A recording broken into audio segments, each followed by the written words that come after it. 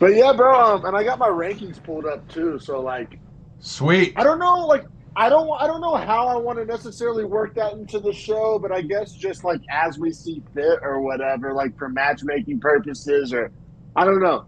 Like I'm not really like strategizing with it. I'm just saying, like, I don't know. I guess it'll be a helpful tool to have. Yeah, no doubt. We'll get it going. Yeah. All right. Let's go in three, two, one. Welcome to the Beefy Boys Breakdown. We talk about every single fight on every single card. We had a pretty solid fight night card. I mean, we are back at the Apex, but it's like when they're not all at the Apex ones are easier to stomach, right? Like stomaching one a month as opposed to like four a month. You know what I mean? So, I like, I will know people say, don't like the Apex, but it sounded like all of 6 fans were there for the first 3 fights of the night. yeah, it was kind of awkward. And I, see, I wish there was some happy medium. Like they did it at like a ballroom, like the MGM ballroom or something, one fight night. And it was like the Bro, happy it was medium, right? I think there perfect. was It had like like the 2,000. 2,000 Yeah, seats, yeah, but it was like the architecture was not Apex style where it was like this like private event. It was still like a theater. It was just like small theater, yeah, circular small. theater, but small. Well, like they could do it like even at like a college basketball stadium. Like I think UNR Stadium probably holds like 8 or 9,000 people. Like that size venue, because like people know who Fiziev is, and like we've watched Gamrot and like Marina Rodriguez and like a small like venue like in some city to go to fucking like I don't know, bro. So honestly, I've been to a Bellator event at Lloyd Noble. It's low key perfect. Like Yeah, like small exactly. basketball arenas are perfect because they're domed already Yeah, in like for you to watch center action. And basketball's 10 people, but realistically you're usually only watching 3 or 4. Fighting's much the same. yeah. You're watching two. Yeah, no, I agree, bro. And I get it. The UFC spent money on the Apex, so like, well, we got it, we bought it, like we're gonna use it. And like I said, I am glad that they are using it less. I just feel like there's still other options because the empty, like Fiziev and Gamrot, and like watching these caliber of fighters fight, and then just hearing like crickets, like it is not the coolest. No, I agree with you, Yeah, we had a man. fight night card. And like, yeah, like I mean, if you wanna, we'll start main event obviously here. Yeah, Now my dumbass fucking forgot to take notes for the main event because I wasn't with like at my house, so I usually do it on my phone, email them to myself, and just copy and paste. Easy. Just forgot. So going off memory, I remember them pretty well though. I just don't have the odds. Yeah, and I mean, it ends up kind of being all inconsequential. We get a real, anticlimactic main event here. We have Rafael Fiziev, was he minus 140, ranked sixth in the lightweight division, taking on Mateusz Gamrot plus 120. It's a super important fight for the lightweight division. I mean, this fight's going to kind of essentially get you a pass to the good old boys club. Like, the lightweight division is notorious for having the King's Circle at the top five, the big names, the big draws, and nobody really extends a ladder down for to the other guys. It's one of the only divisions that's kind of that gate kept. And but this was I mean, interpretation of this matchup was like the winner of this gets a seat at the table. Like the winner of this gets either a Michael Chandler or a Dariush or like somebody ranked with a name that matters. A Right. Gagey, perhaps, a Poirier. Well, it's almost like Fiziev has gotten that attempt and got ultra close in his fight with Gaethje. I mean, a fantastic fight. And if Gaethje is one of the A tier guys, like name wise, that we're talking about, Fiziev's probably B, and Gamrot's a debatable C or B. He's in between, probably right there, right? So for him, this is a name value fight where it's more beneficial for Gamrot. He's obviously ranked further behind Fiziev, so that all lines up well as well. And then to your point, I mean, beating Fiziev, who's above Fiziev? It's only the A tier. So essentially for Fiziev, it's like if he beats Gamrot, hey, I'm defending myself as being the next guy up for this A tier fight. Or if Gamrot beats Fiziev, he obviously qualifies to fight one, continue up the ladder. Yeah, for sure, man. And man, honestly, leading up to this fight, this was a no bet for us. It was a razor thin. I mean, we pretty much agreed with the money line. Vegas, nobody, you're nobody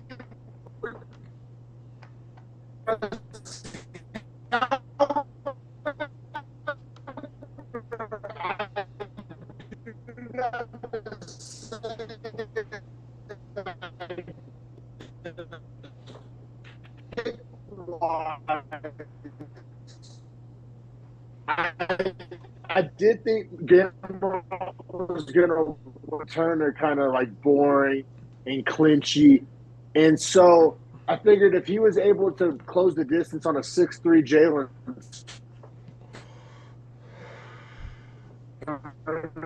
he'd be able to close the distance on a 5. Right, yeah. So and I mean, for Gamrot, the dude's a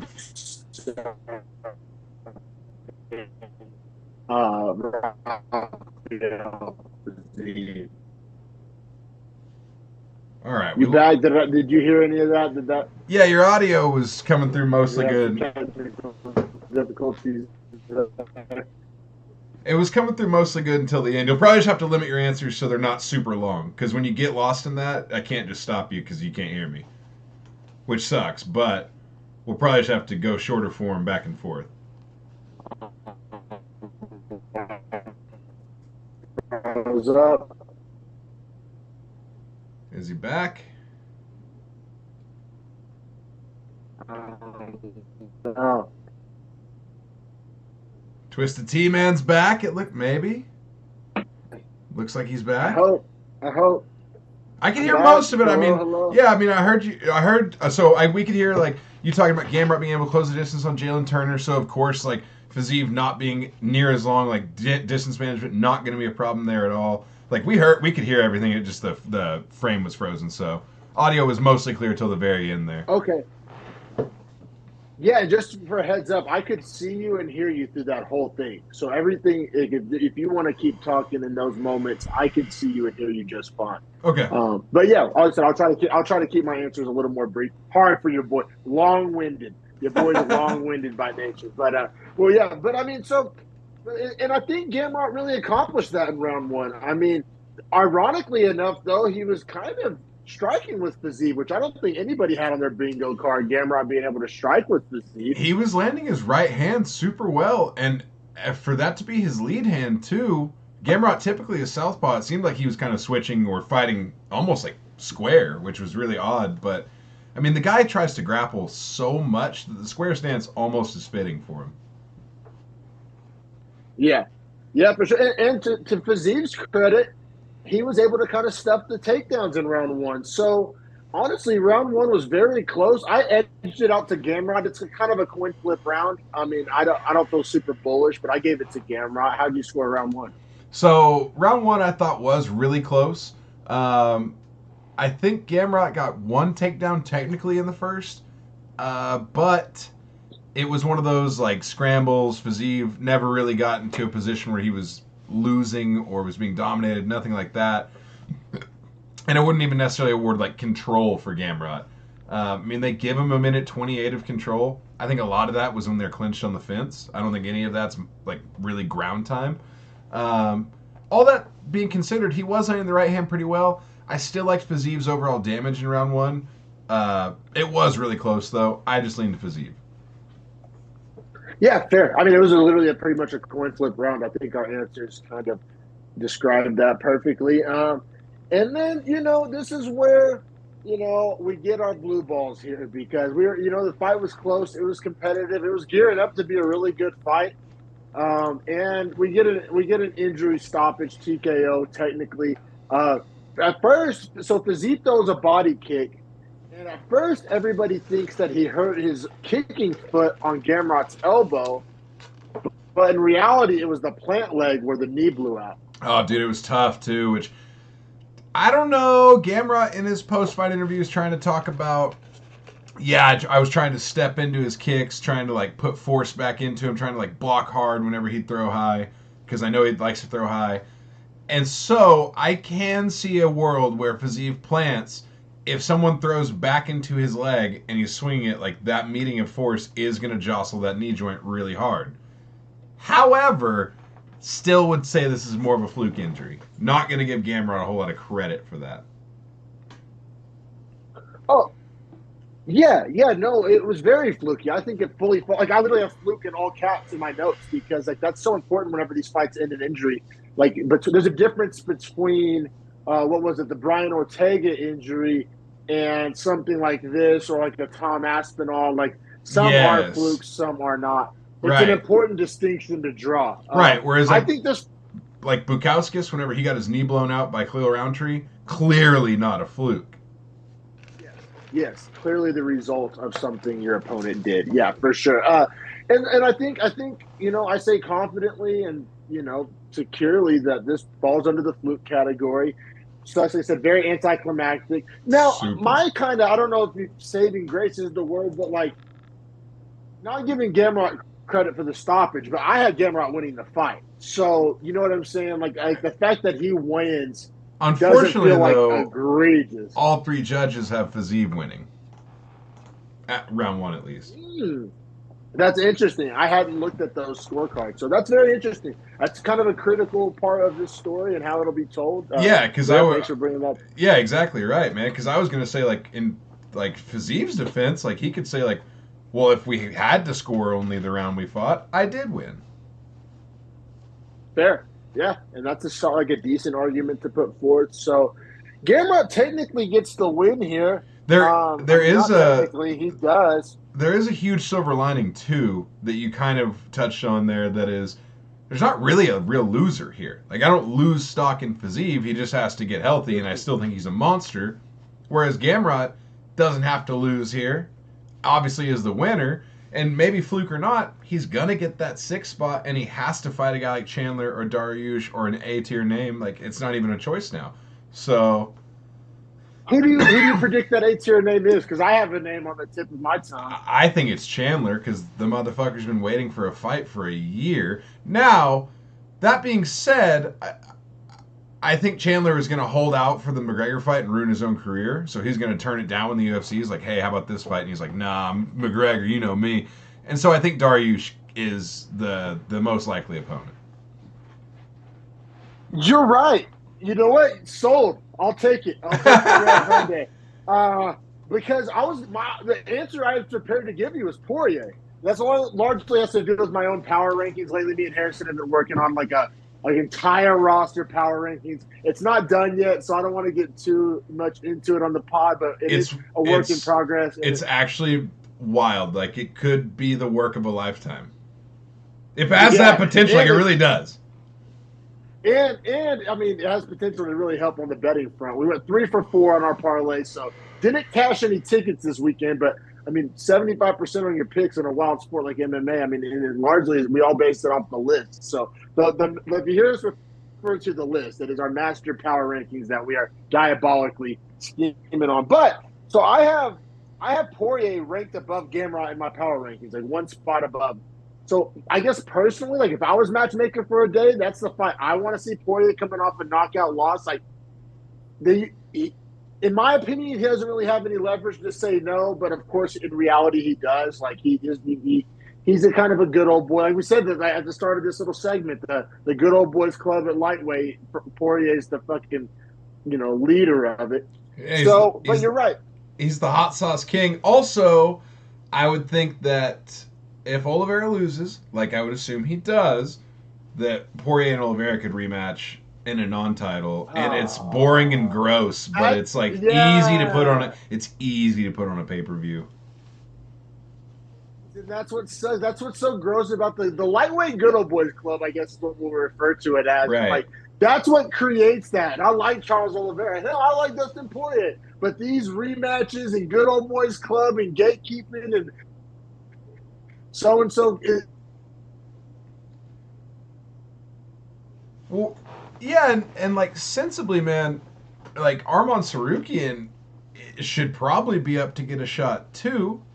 Like I don't think that Gamrot beat Tsarukyan. I fully agree with you. I'm just saying, like the rest of these guys above Tsarukyan still need to fight Tsarukyan. Like I don't think Grant Dawson or Dan Hooker or RDA is in that same conversation. Like I think Tsarukyan's almost on an island by himself, which sucks for him.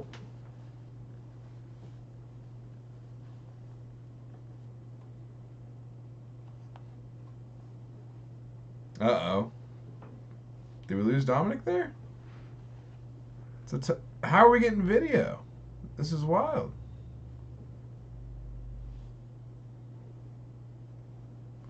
Well, probably can wrap up the lightweight talk and keep it pushing if you want to.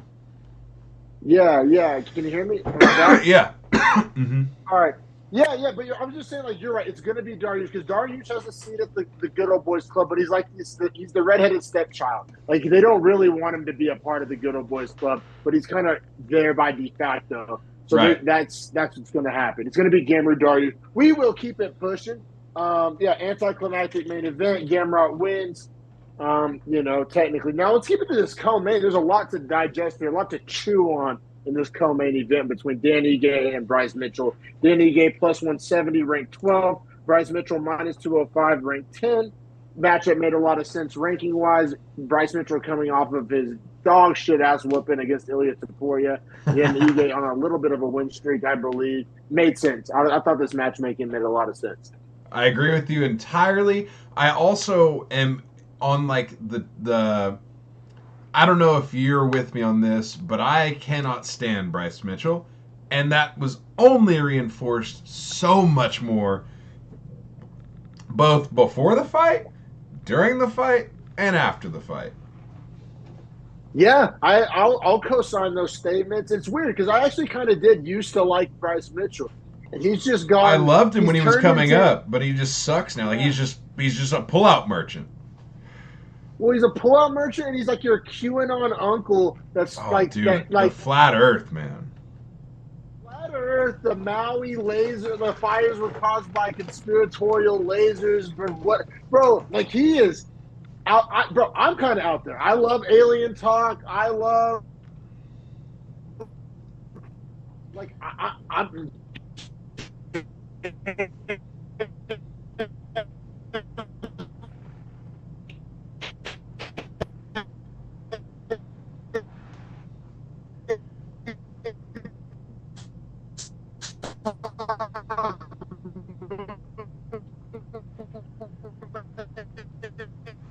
I think we lost Dom there.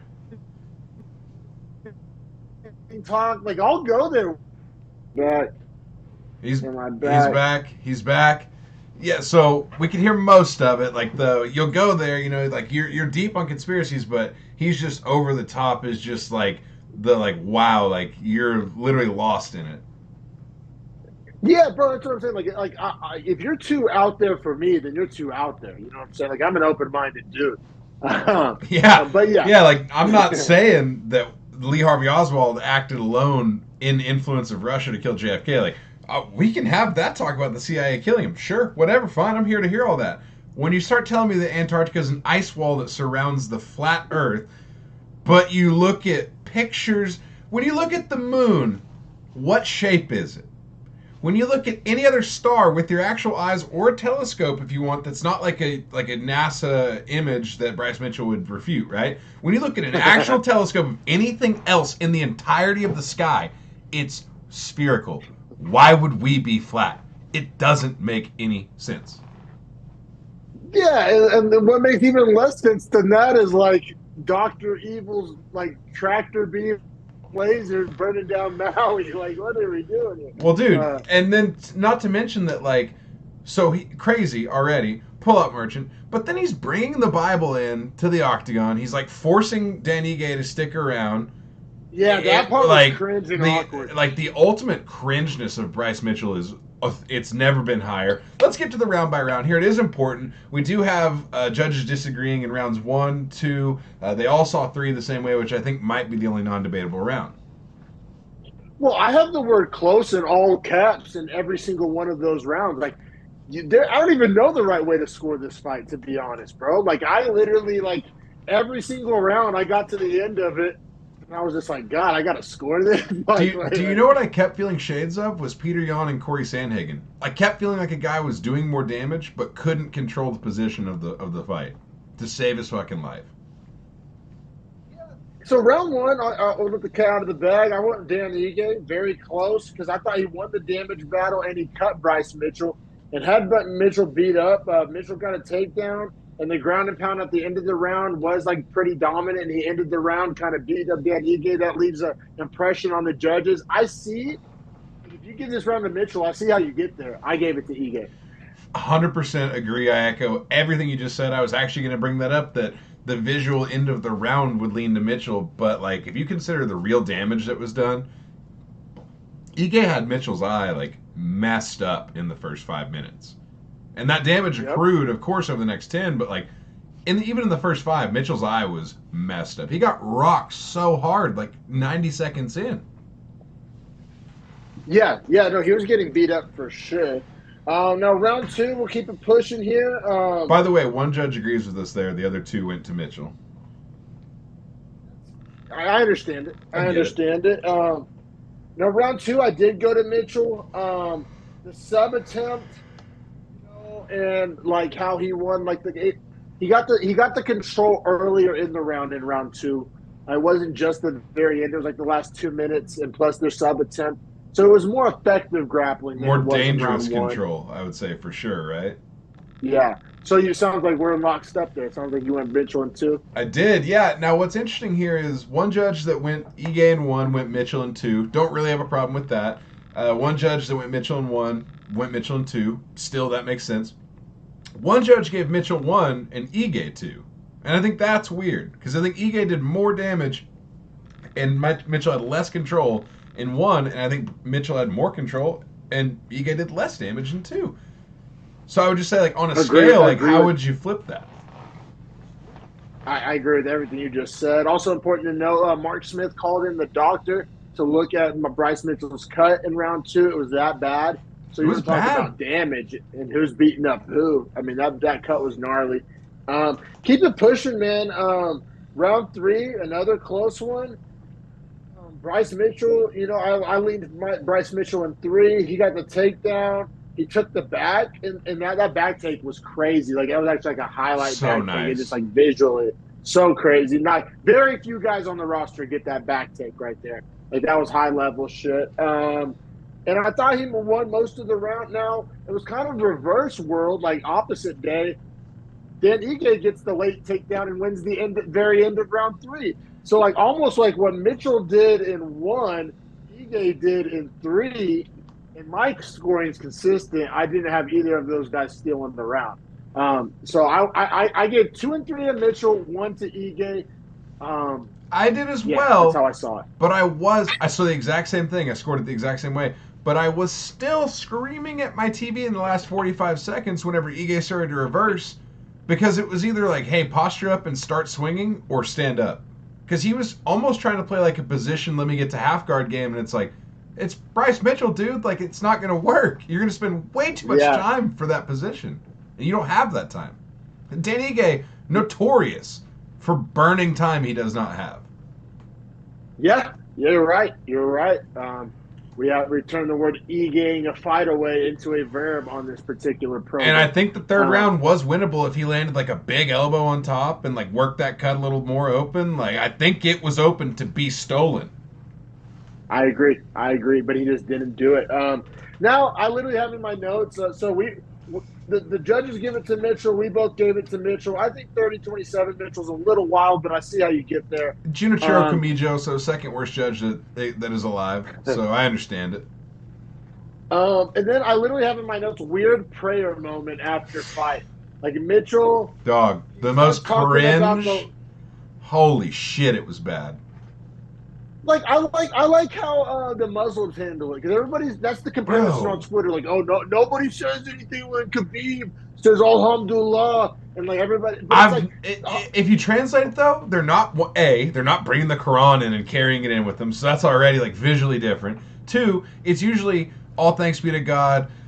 Like I want to give all this praise that you give to me right now to God, and then they like credit their family, their home, and their teammates, and then that's it. And then like they don't preach after that and make their opponents stand and pray with them and like do all this extra cringy shit and have this message about how like Allah needs to be in all the homes because like the world's falling apart. And it's like, bro, it's not time for you to make a sermon about your God. Yeah, that'd be like if Khabib won a fight and was like, yeah, these women really need to stop driving because of the Quran saying like literally, bro. No, I feel you. The Muslim fighters are much more kind of respectful about it, and they they give the glory to God. Great, all for it. And then they kind of keep it pushing and talk about the fight, talk about their career. Literally, like they're like, all glory to God, like thanks be to him, thanks be to my family, like thanks for keeping me safe. And then they're like, let's talk about the fight. Which if Mitchell would have did that, shout out, like thanks for Jesus for keeping me healthy through this training camp. I wouldn't be saying nothing, but he got so weird and like apocalyptic and evangelical and it was super cringe. I mean, I'll say this: he's within his right to do it, but do I think it's like a good career move or even just like? I don't know, bro. Like, unless you're QAnon shaman, you know what I'm saying? Yeah. Unless you're wearing a buffalo headdress. Then, like, he's targeting the wrong 1%. Yeah, and he thinks that makes him a draw. He thinks he, like, overestimates how many, like, kooks are out there. Have you seen the video where he's talking about how he's the next biggest draw up in the featherweight division, and he thinks that, like, he's the only guy that can sell a pay-per-view for Volk next, and it's like, bro, it doesn't make any sense. When we say this, so Bryce Mitchell's from Arkansas. We're both from Oklahoma. Same, like, part of the world, similar cultures. We know these type of people. We went to school with these people, played football with these people. I played football at Oklahoma Baptist University. Like, I know this type of human. And bro, it's all people that's, like, never really left there. Bro, Bryce Mitchell needs to travel is what he needs. Like, he's never left Arkansas except for the fight. Like, you can just tell he's just, like, he's literally just, like, uncultured. Like, he just doesn't, like, understand, like, there's more than, like, Searcy, Arkansas, which I get. Like I said, I know people from small-town Oklahoma. Arkansas is right next to Oklahoma. I know people like Bryce Mitchell. And it really does stem from ignorance, bro. And I'm not saying religion. Like, have your beliefs, bro. Like, get praise, thanks.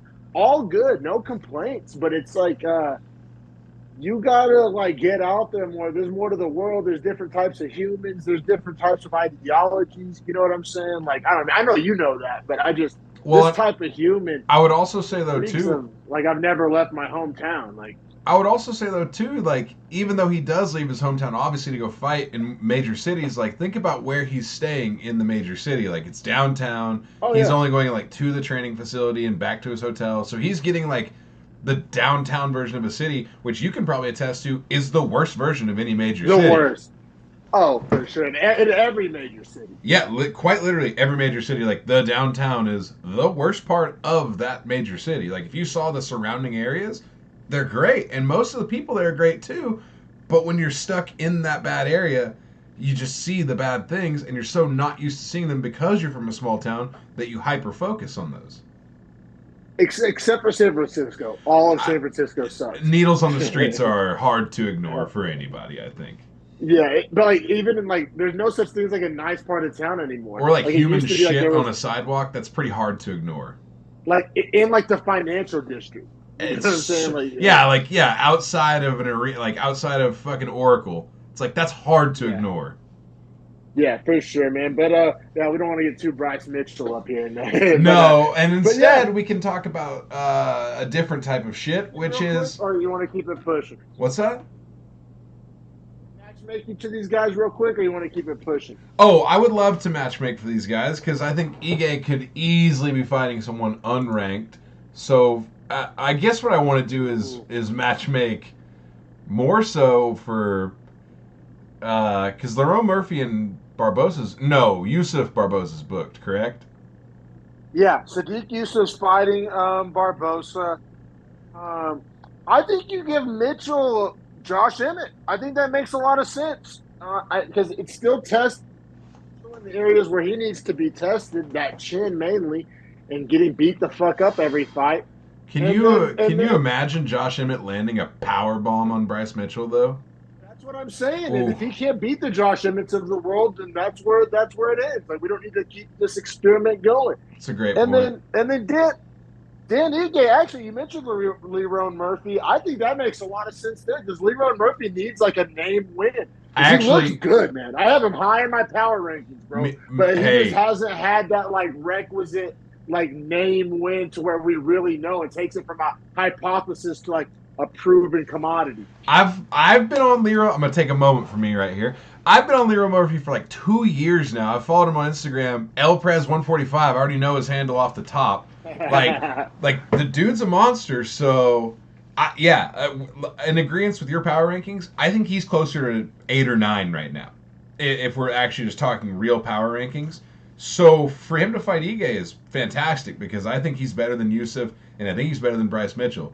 So I haven't power ranked between Sadiq Yusuf and Edison Barbosa. I haven't sandwiched between those two. Like I think highly of them. yeah, Like, so that's yeah, top 10, top 11, whatever. we're 2 spots apart there. Yeah, for sure, bro. But yeah, featherweight's interesting, bro. Featherweight, like all these other divisions are surpassing lightweight because the lightweight guys want to do, like you said, Oliveira Poirier too. You know what I'm saying? Because they want to do shit like that. Yep. Featherweight and welterweight. Well, welterweight's a bad example, but these other divisions, bantamweight, these guys that are actually fighting, man, like they're still in the shine from lightweight. And I'm honestly here for it because they brought it on themselves. Well, and I've kind of thought about it this way too, right? Like it's almost like the crest has to crash from the wave, right? So like 145 was a good old boys club if you go back 2 years ago. And actually like look at who's ranked where, like who's fighting. It was I'm listening. I'm gonna try to plug in my laptop. I got you. It was names like Ortega, Rodriguez, Holloway, Volkanovski, Cater, Zombie, Barboza was way higher.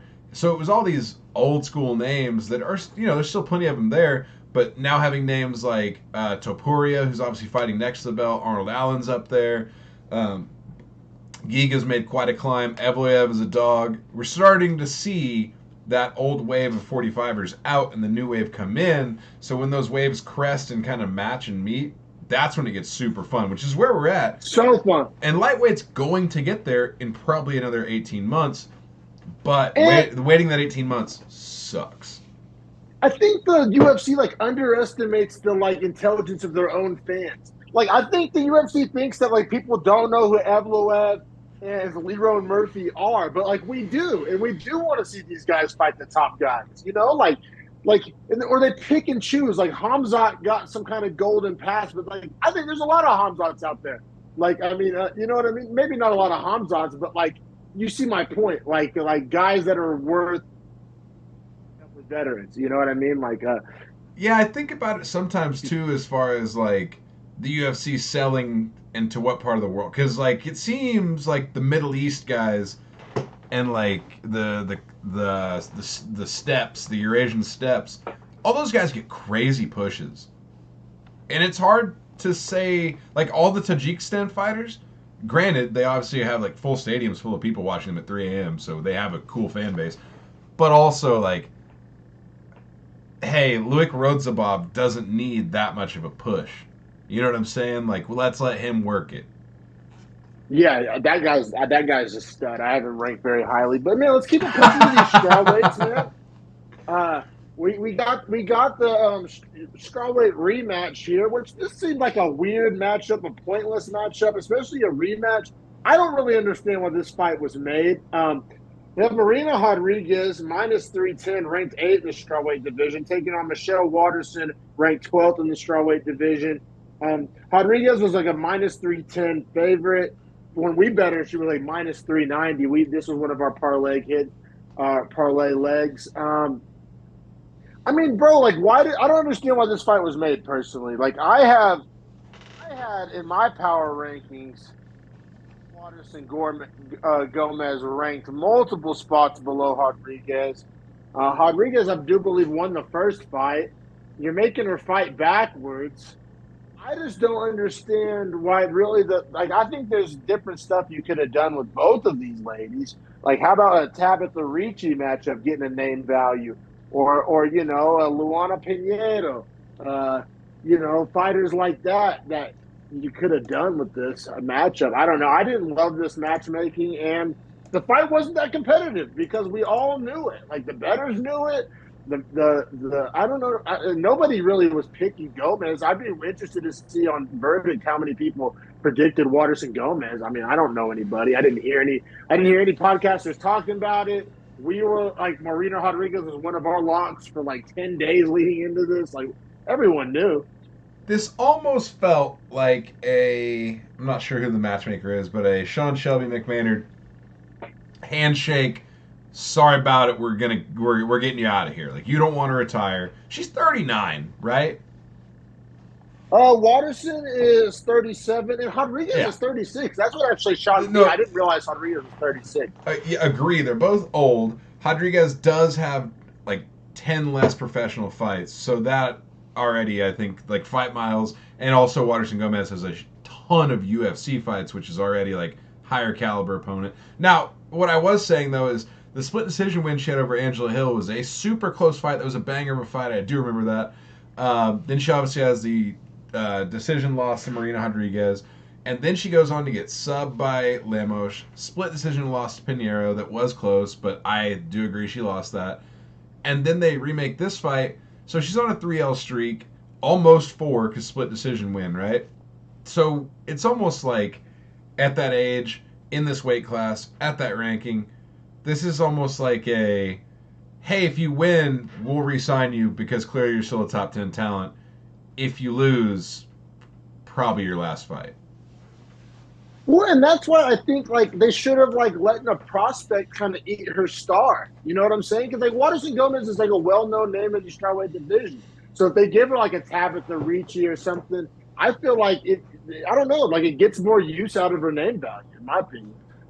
I mean, man, she was 1-5 in her last 6 coming into this fight. That is so tough. This was a log. This was a log. That's why it wasn't that entertaining. Like, I'll be real, it was kind of cringe to watch because we all knew Rodriguez was going to win, and then she goes out there and just dog walks her. I mean, I think 10-8 in round 1. I have a point to make about this. And I'm glad that you say that. I would have remembered either way because this is one of the few times in my life I've ever said this. I actually scored this a 10-7. I thought the fight should have been stopped. I thought the stoppage was missed, so I had to go 10-7. Yeah, I mean, the damage was like literally like kind of cringe to watch. Like, it was, I mean, I was yelling I'm not the only one that. I was yelling at my TV with a minute still to go in the round. Stop the fight! Stop the fight! Stop the fight! And she continued to get beat up for that next minute. So at that point, in my head, I had this conversation out loud, like, if I'm yelling for you to stop it and it doesn't get stopped and you continue to get beat up, I'm beyond 10-8 at that point. Yeah, no, you're not wrong. I mean, you're not wrong at all. I mean, there was like a broken nose and a cut. They called in the doctor. The doctor probably should have stopped. Bro, she was like shelling and turning away. She wasn't actually firing back. Like when the ref was saying defend yourself, she was like ducking her head and shooting on a shitty double leg that would get instantly stuffed. It was wild. No, I agree. She was failed on multiple levels. She was failed by her corner. She was failed by the doctor. Yeah. And then in round 2, kind of a continuation of the ass whooping, Rodriguez drops her. Waterson Gomez kind of gives up her back. I literally have the word violent beatdown in my notes. Like, it wasn't a competitive MMA match. Like, no. It was literally a one-way traffic ass whooping. I said bordering on uncomfortable to watch. That's why I had to go 10-7. Yeah, I mean, like I said, I don't hate that at all.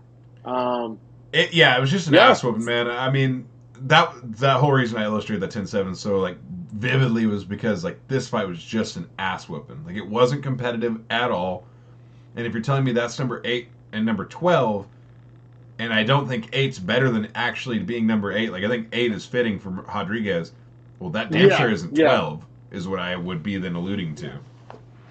And my power rankings reflect that. Like, I have Waterson Gomez as not the 12th best. No, she's probably closer to 20. Yeah. Yeah, no, legitimately. So, I mean, Waterson Gomez nearing the end. Rodriguez, still looks like she has a little juice in the tank. I mean, like, we both acknowledge, though, we don't think she's a world beater. We don't think she has another title run in her or anything like that. But, I mean, like, if she wants to end her career Neil Magny-ing it up, then, I mean, who am I to tell her not to? I could almost see, like, has Rodriguez fought Yandiroba? Old Jandy Four Eyes?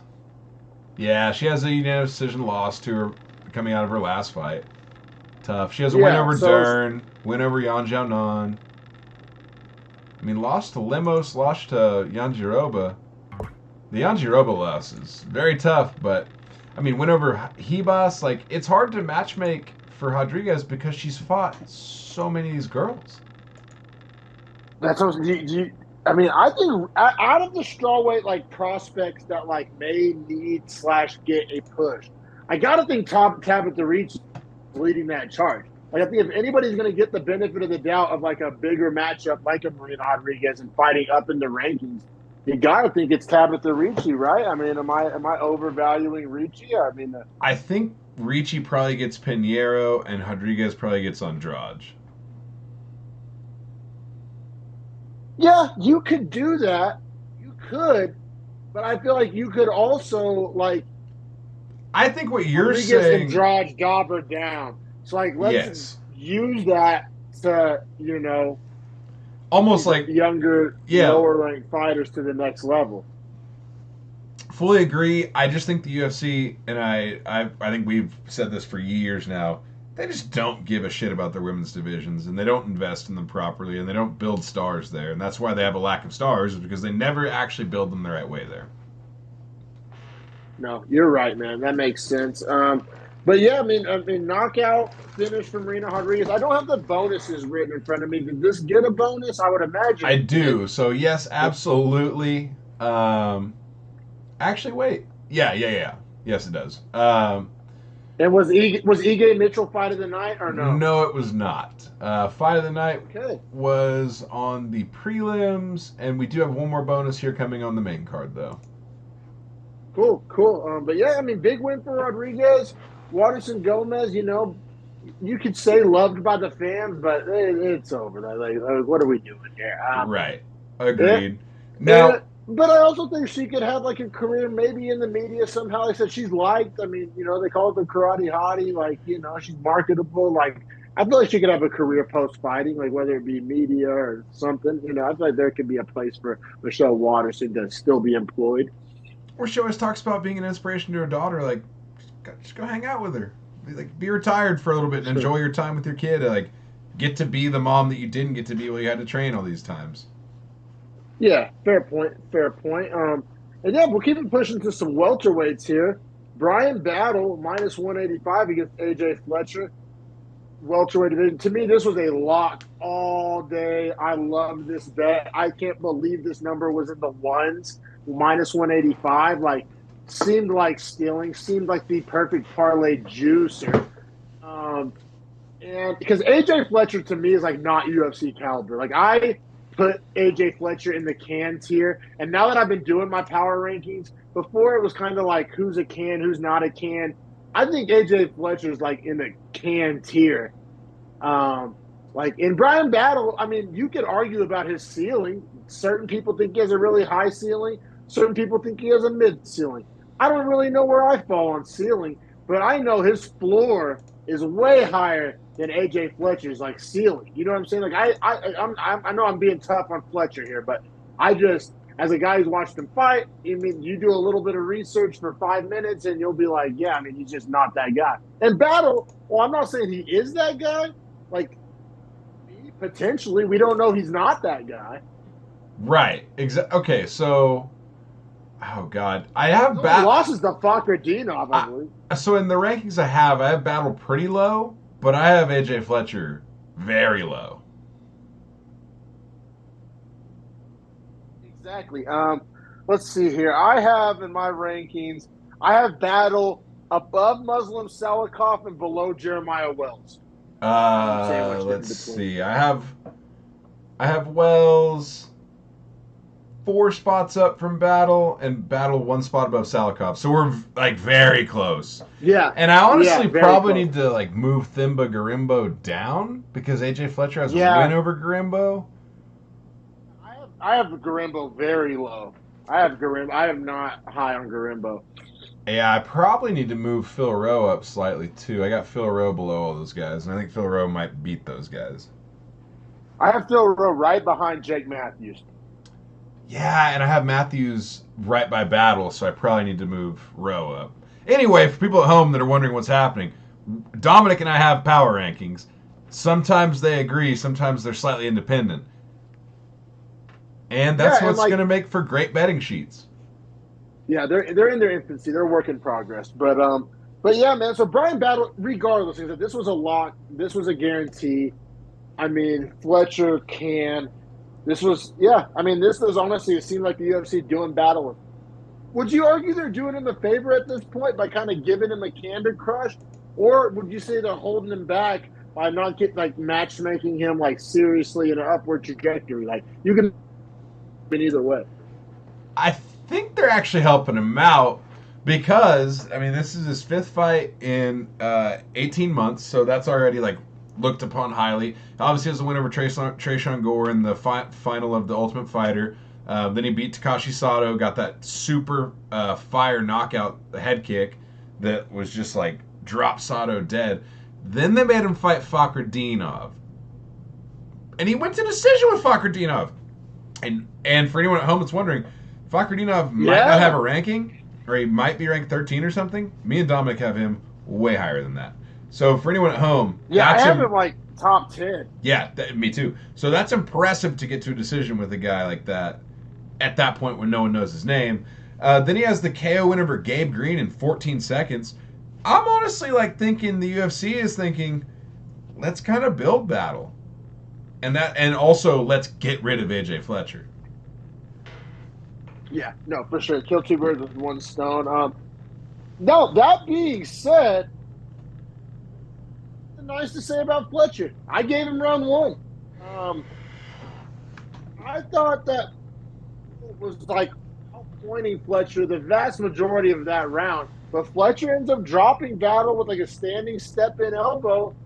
Most impactful moment of the round by far, most damaging moment by far. If you gave that round of battle off points, you're not like a crazy person. I just think we're scoring a fight here, and Fletcher, you know. But I gave round one to Fletcher, so I've said some not so nice things about Fletcher, but I gave him round one. So. I did as well. That elbow was the biggest shot of probably the whole fight, to be quite honest. Definitely for Fletcher, the biggest. That being said, kind of stole the round, like you're saying. I mean, Battle won probably the good majority of the round, but it wasn't like he was dominating. Whereas Fletcher, for the last 45 seconds, you could say was dominating from like the amount of damage that he inflicted on Battle. So yeah, I scored Fletcher. All the judges did as well. We're all in lockstep here. Now, that being said, it is like you're saying to yourself, well, if you're Battle, well, if that's his best shot and I survived it, I can beat this guy for sure. Yeah, because, I mean, you could argue he still was beating him regardless of that shot, you know? Right, that's what I'm saying. And then, in round two, you know, those kicks to the body were piling up. Super effective kicks to the body. He ends up, you know, getting the rear naked choke sub. So, you know, he can strike, he can grapple. You know, he has a chin because he was able to recover from that huge shot, even though it did kind of give Fletcher round one. So he has a chin, you know, he can grapple a little bit, he can strike, he's tall, he's strong. Yeah, I don't know, man. Battle's pretty good. I don't know. We'll find out how good, but he's pretty good. Well, I think for a lot of us, or people at home, and maybe you as well, I know for me, I was kind of questioning Battle's ability to grapple, but also he's fought Gabe Green, knocked him out 14 seconds, knocked out Takashi Sato in a minute, so you don't see any grappling there, obviously. In his decision over Tresean Gore, it's like, well, it's Tresean Gore, and I'm not high on him. And then against Fakhretdinov, it's like, what's Fakhretdinov? Like, to lose the grappling battle to Fakhretdinov is what I expect to happen to almost all of them. So, it was, for me, this was like a really good example of can Brian Battle hang with a very mid-level grappler, but someone that's going to try to do it. Yes, for sure. And I kind of liked what Battle had to say after the fight, where it was kind of like an anti-call-out, where he was like, man, these guys are going to hide behind their rankings, so, like, I'm not even going to waste my breath. Like, he used the word hide behind rankings, and, like, he kind of has a point. Like, I can't think of a ranked guy that would want to fight him or be stoked about fighting him. You know, I do think he could earn himself a fight with, like, a Ponzinibbio or a Jingyang or a Daniel Rodriguez at this point. Like, I think that's about the range to drive. Those guys are just outside my top 15. So I think he's about in that tier, or at least earned a fight with that tier at this point. If I'm Brian Battle, though, I would definitely have been calling for a guy like Mike Malott or an Alex Morono, a Ponzinibbio. Mike Hell, Tim Mike Means. Malott. Tim Means would have been a pretty nice little call out if you want a good name. I don't disagree with anything he said. Mike Malott makes a lot of sense, actually. Because when I was doing my power rankings, I had no idea what to do with Malott.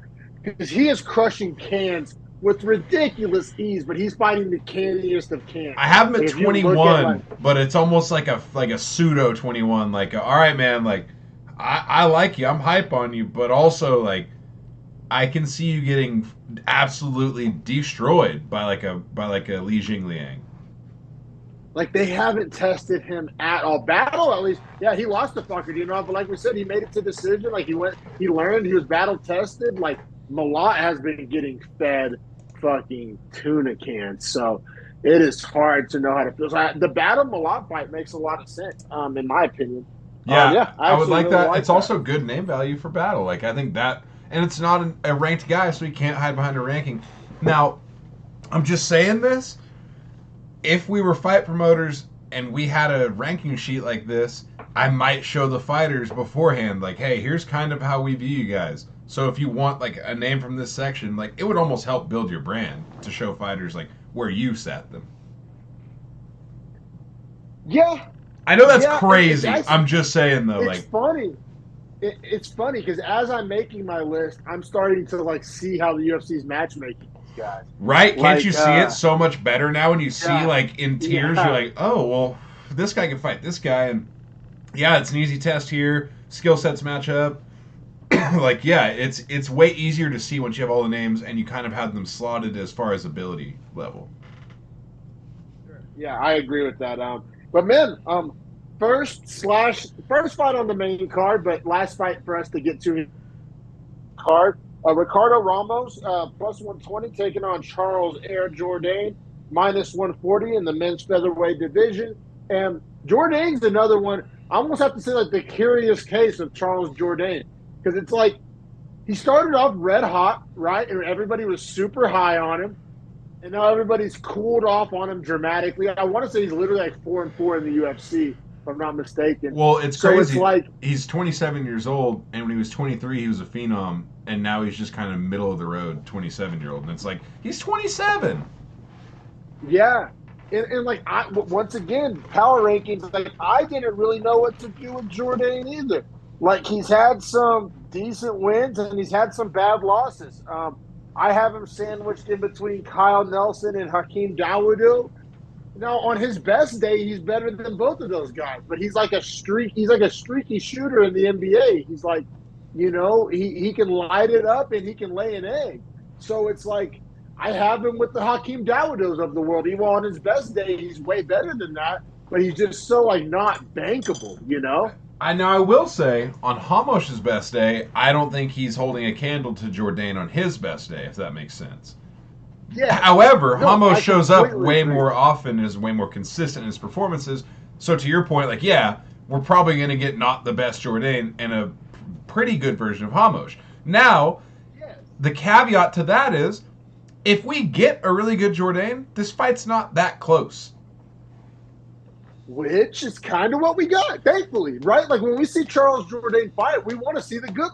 As fans, like, as the guy who's a mark and bought this official UFC merch, like, I like, like, when I want to, if I'm going to see Charles Jourdain on a main card, I'm trying to watch the good Charles Jourdain. You know what I'm saying? I'm not trying to see him lay an egg or have a snoozy fight with Kron Gracie. You know what I'm saying? Yeah, I'm trying to watch him go body kick, head kick, pull guard, throw up subs. Like, the dude's good off his back. Got an exciting style. Yeah, he's an active fighter for sure. Active style. And I think we got the good Charles Jourdain here. And I will say, he does end up getting the sub here. 3 minutes 12 seconds in. I was, for the first 2 minutes, he was going for the same sub over and over, which is a guillotine, and I was like yelling for him to stop going for it because he kept going for it with Ramos or Ramos on the wrong side, and he stayed with it so long that I thought he was going to get Von Flue. Yeah, you're right. And I gotta admit, I mean, untrained eye. I'm not a grappler, but like it didn't look like that was going to be a finished guillotine. It almost looked like a dipshit guillotine attempt that we complain about guys doing. Like it worked. Now, and I think you got to factor that in as far as Jourdain. Like I think we still don't know what he was. 'Cause, yeah, he gets the first round finish here over a guy I had ranked below him, a guy he was favored to beat, even though it was slightly favored. Yeah, And I that's just super don't think it close. was I mean, like that'd be like a 1 point favorite in football. Like that's it's kind of a coin flip. flip, and it's like I still don't know what to do with Jourdain because yeah, we saw the good Jourdain, and the good Jourdain landed a somewhat sus guillotine attempt. Like it worked. So I mean, if it's like a football coach calling a trick play. If it works, you're a genius, and if it doesn't work, you're a doofus. Bro, it's the works. perfect analogy. So he's a genius. It's the perfect analogy for this reason. He got that sub because he surprised Hamosh with it. Because Hamosh did not think he was going to throw a guillotine from that position. It was almost like Hamosh was like, yeah, your arm's right there. Like, it's so obvious there's no shot you're going to go for this a third time in 45 seconds. And Jourdain was like, yeah, the fuck not. Yeah, we're right. Just rolled with it. And you could see, like, Hamosh almost got his head out. But they was just like, oh, fuck. And tapped. Yeah, it seemed like kind of a quick tap. It didn't seem like it wasn't a high elbow or mounted. Like, it was like not the, like, soundest guillotine. I said, I mean, if there's some jiu-jitsu guy in the comments wants to correct me on that, it just didn't seem like the best guillotine. It worked. So, I mean, if it was a pass-fail test, he passed. But I don't know. You know what I'm saying? It was definitely one of those. It almost felt like more of a prayer submission attempt. And it was in the sense of, like, he was starting to lose on points at that point because he was giving up positions chasing submissions, but he did get the sub, so. Yeah, for sure, man. And does get a bonus. It's a win. Oh, I don't love giving that one a bonus. Me either, especially with Battle coming back and looking so good in the second round after getting rocked in the. I thought Battle deserved it way more. I agree with that. I agree with that statement. Also helps you build a name that you'd probably rather build. Like, I mean, Jourdain's just a middle of the road 5-4 now in the UFC guy. Like, how are you going to keep selling me that? Whereas Battle's 4-1 and has highlight finishes. Way easier sell. And is an Ultimate Fighter champion. Yeah, like helps your brand more. Jourdain's not any of that. Yeah. I don't know. He's Canadian. Yeah, and they were selling him as the next great white Canadian hope, and they've moved on to Mike Malott with that name. So I don't know what's left for Jourdain. I mean, if we were talking matchmaking off this, where would you have him fight? So I would give Jourdain. It depends what they want to do. If they want to match him up with a vet, they can do like a Sungwoo Choi or an Andre Feely, maybe even a Cub Swanson. If they want to like try to use Jourdain's name to build a prospect, you could go like Charrier, who we saw on the Paris card. Oh, that's fun. That's fun. I like that. But that is a lot for Charrier. You could even do like a Jack Jenkins after the Fugazi injury loss. I mean, that would have to be months away. But like a guy like that, you could either go like a Sungwoo Choi, a Cub Swanson, or you could go like, it depends. If you're trying to build Jourdain, you give him a Choi or a Swanson. If you're trying to use Jourdain to build another guy, you go either with like a Charrier or, a Jack Jenkins or like a Naimov or somebody along that line.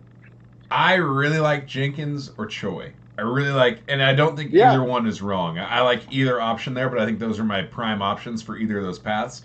And I actually like either fight so much that I don't really have a problem just saying, like, fuck it. Like, what is better for our brand based off those other two guys? See, that's where the matchmaking starts to get crazy. To end our episode here real fast. Last point. Whenever you start thinking about, like, yeah, okay, this is good for Jourdain here. Well, how is this for the other guy? And how does that affect the division's umbrella around that guy? Like, that's where the matchmaking starts to get really crazy and difficult. Yeah, but like I said, either one of those examples, like if you give it a Choi, like Choi's a name that needs wins and a name that's had enough losses that, beggars can't be choosers. And so, that's how it affects the division that way. And then if you match them up with like a Charrier, Naimov, say a Charrier or a Jenkins or a Naimov, I think Jourdain, it's fair to say, has a bigger name value than any of those guys. So you build that star. So I think it goes good either way, man. Honestly, but yeah, that wraps up the main card. I mean, not the most star-studded main card, but I gotta say, so there's three tiers, right? There's pay-per-views, there's like arena fight nights and Apex fight nights. So it's already in the third tier. But of Apex fight nights, like definitely not the worst. Like multiple fighters I gave a shit about on that main card. For sure. I mean? Out of the third tier. Also fun fights. Like I would say the prelims were kind of snoozy in comparison as far as just fight results, matchups, all of things considered. Like the main card actually carried hard on this one. Fair point, man. But yeah, subscribe. We really appreciate you. We have a couple new subscribers this week. I appreciate it. Some of our Twitter followers are going in and subscribe. So shout out to y'all. You can interact with us on Twitter or X, excuse me, X Breakdown. And yeah, like our X post and repost our X post. God, it just is so clunky. And quote our posts. Yeah, it's so dog shit. But yeah, man, I appreciate y'all's time watching, and I appreciate your time doing this with me.